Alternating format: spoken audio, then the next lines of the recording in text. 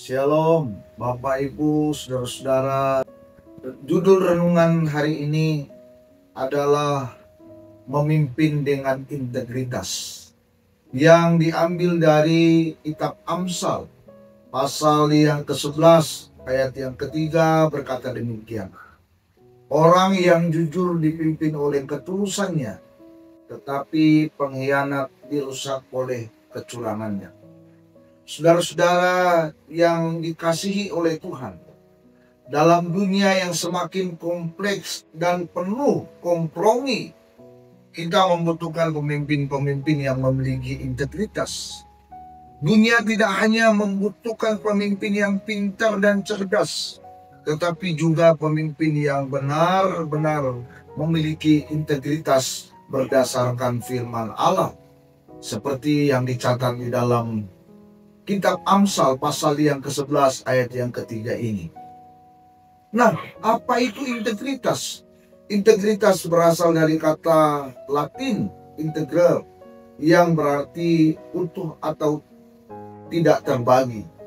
Nah, dalam konteks Alkitab, integritas ini berarti hidup yang konsisten antara apa yang diyakini dan apa yang dikatakan, serta yang harus dilakukan oleh seorang pemimpin. Nah, dari konteks nas firman Tuhan hari ini, kita akan melihat beberapa ciri pemimpin yang memiliki integritas yang baik.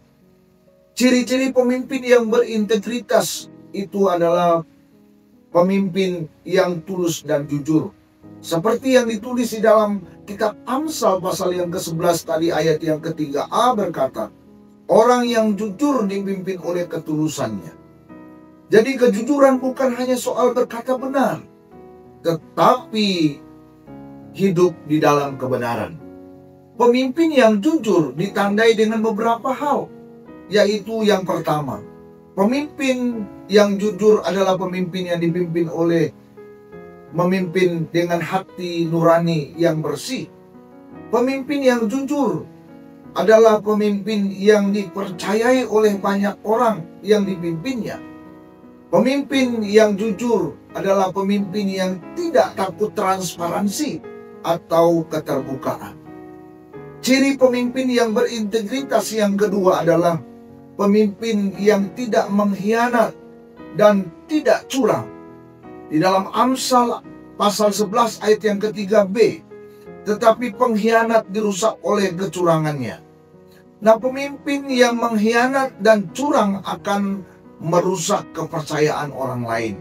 Pemimpin yang mengkhianat dan curang juga menciptakan kehancuran dan kerusakan di dalam organisasi atau institusi yang dipimpinnya.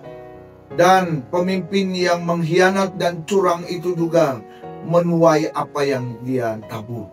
Dan ini yang menjadi awasan bagi saya dan saudara, bahwa apa yang kita tabur pasti kita akan menuainya.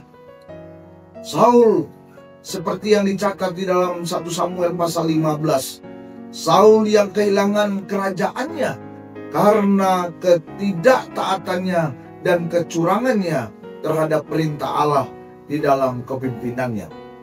Untuk itu saudara-saudara yang saya kasih dalam Tuhan Yesus Kristus, mari kita semua, baik pemimpin di dalam keluarga, dalam gereja, pekerjaan, institusi, dimanapun kita berada, dalam masyarakat yang luas, memimpinlah dengan integritas berdasarkan firman Allah.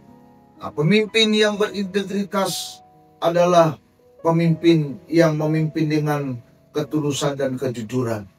Pemimpin yang berintegritas adalah pemimpin yang tidak mengkhianati dan tidak curang di dalam kepemimpinannya. Tuhan Yesus memberkati kita sekalian. Shalom.